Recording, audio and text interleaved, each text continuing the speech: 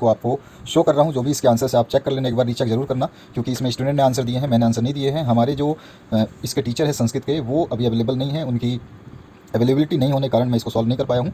लेकिन जो भी सॉल्यूशंस हैं आप देख सकते हैं।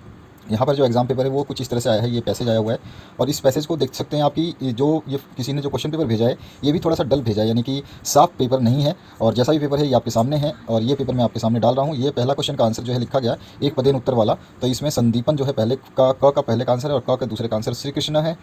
उसके बाद ख पार्ट में पहले का आंसर जो ख पार्ट का है उसमें सुदामा भिक्षा ग्रहित्वा यथा तथा जीवन निर्वाह करोतिस्म, ये लिखा हुआ है इसमें। तो इस तरह से ये इसका आंसर है, आप देख सकते हैं।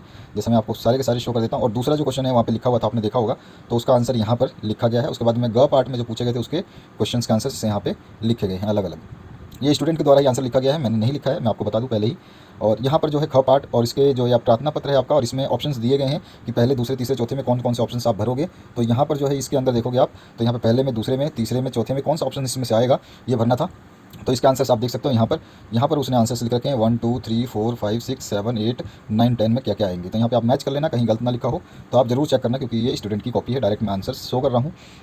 यहाँ पर है आपका क्वेश्चन नंबर 3 जो संस्कृत का, और उसके आंसर्स जो क्वेश्चन पूछे गए हैं इसमें आपको, तो उसके आंसर्स यहाँ पे दिया गया है, ठीक है।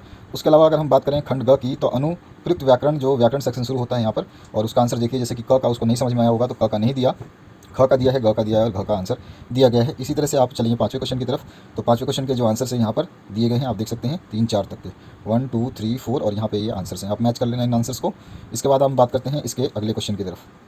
ये क्वेश्चन जो है आप देख सकते हैं इसका, ये क्वेश्चन है, इसके 4 पार्ट हैं, और इस 4 पार्ट के आंसर्स यहाँ पे लिखे गए हैं इसके सामने। तो आप यहाँ से आप इस आंसर्स को देख सकते हैं, और आंसर को जरूर मैच करना कि आपके सही हैं या नहीं है। अगर आपके नज़रिए से गलत है तो आप उनमें से चेंजेस कर लेना। क्वेश्चन नंबर 7 जो है इसका आंसर आपके यहाँ पर दिया गया है, आप इसको देख सकते हैं। तो यहाँ पर पहले, दूसरे और तीसरे स्थान में भरना था जो वर्ड्स, वो यहाँ पे दिए गए हैं। उसके बाद में आते हैं नेक्स्ट क्वेश्चन की तरफ। तो इसका नेक्स्ट क्वेश्चन का आंसर जो है फर्स्ट और सेकंड का ये रहा, जो कि आपको टाइम बताना है संस्कृत में कितना बज रहा है। इसके बाद में क्वेश्चन नंबर जो आपका नेक्स्ट है 9 नंबर, 9 का आंसर्स यहाँ पे आप देख सकते हैं 2 3 और 4, चारों रिक्त स्थानों की पूर्ति के लिए यहाँ पर से ऑप्शंस चूज़ करने थे, और यहाँ से ऑप्शन चूज़ करके भरे गए हैं। उसके बाद में 10वां नंबर क्वेश्चन जो है इसका आंसर आप यहाँ पे देख लीजिए, ये रहा 10 नंबर क्वेश्चन, और उसके आंसर के साथ में यहाँ पे आंसर जरूर एक बार वेरीफाई करना, क्योंकि ये स्टूडेंट ने लिखा है आंसर, और बुकलेट के अंदर ये आंसर लिखी गई है।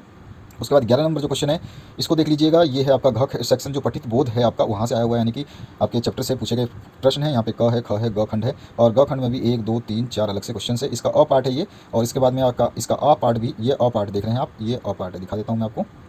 यहाँ पे देखिए ये अ पार्ट है, और इसका ही क्वेश्चन का आ पार्ट यहाँ पे दिया गया है। तो इनके क्वेश्चंस जो है यहाँ पे नीचे हैं, आ पार्ट के 1 2 3 4 ऐसे करके, ठीक है। और इसी का आ और फिर ई पार्ट भी दिया गया है इस तरह से, और यहाँ पर इनके आंसर्स आपको बताने हैं। इसके आंसर्स अगर लिखे हैं तो सब कुछ आपको नीचे मिल जाएगा, जैसे कि आप देख रहे हैं आंसर्स लिखे गए हैं सभी के। तो इन सभी के आंसर्स हम देख लेते हैं यहाँ पे।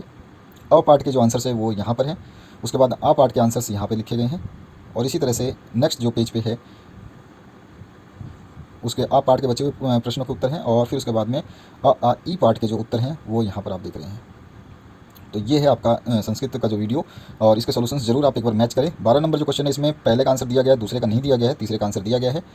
उसके बाद में क्वेश्चन नंबर 13 की बात करूँ तो 13 में आपका क का पार्ट और ख का पार्ट का आंसर यहाँ पे दिया गया है, कौन से रिक्त स्थान में पहले में ये आएगा, दूसरे में ये, तीसरे में ये, और चौथे में ये, और ख पार्ट में पहले में ये, दूसरे में ये, तीसरे में ये, और चौथे में ये आंसर आना है, इसको देख लेना आप। उसके बाद में आपका 14 नंबर जो क्वेश्चन है इसके आंसर्स में अगर हम बात करें तो पहले का दिया गया है आंसर, फिर दूसरे का दिया गया है, तीसरे का नहीं दिया गया है, उसके बाद चौथे का आंसर दिया गया है। यहाँ पर ये क्वेश्चन है, इनके आंसर्स बताने थे। तो ये पूरा का पूरा जो है सॉल्यूशन आपने देखा संस्कृत का, जो कि किसी स्टूडेंट द्वारा भेजा गया था, और मैंने ये पेपर अपलोड इसलिए किया क्योंकि काफ़ी लोग कह रहे थे कि सर संस्कृत का अर्धवार्षिक पेपर चाहिए, और मैं इसलिए अपलोड नहीं कर रहा था कि इसका आंसर अभी मैं बना नहीं पाया था, क्योंकि हमारे जो संस्कृत के टीचर हैं वो अवेलेबल नहीं है कुछ समय के लिए। लेकिन जब भी वो आएंगे तो इसका सोल्यूशन दोबारा से अपलोड कर दूंगा मैं, कंप्लीट और सही तरीके से, रिटर्न तरीके में, जैसे कि मैं टाइप करके आपको देता हूँ उस तरह का सोल्यूशन आपको अपलोड कर दिया जाएगा। तो यहाँ तक ये आपका सोल्यूशन था, आप देख लेना, एक बार जरूर चेक करना। और डिस्क्रिप्शन बॉक्स में आपके क्लास की जो लिंक है उसमें आपके सारे अर्धवार्षिक के पेपर्स, और उसके अलावा जितने भी मासिक परीक्षा के टेस्ट है, और उसके अलावा जो आपके 2021 में जारी किए गए थे सेट्स, 4 सेट हिंदी के, और 4 सेट इंग्लिश के, 4 सेट मैथ के, 4 सेट साइंस के, और 4 सेट ही सोशल साइंस के अवेलेबल करा दिए गए हैं। उनको देख लेना, समय समय पे आपको इंडिकेशन मिलते रहेंगे। अगर चैनल आपने सब्सक्राइब करके घंटी की बटन दबा रखी है तो आपको वो भी नोटिफिकेशन मिल जाएगा। Thank you very much, have a good day.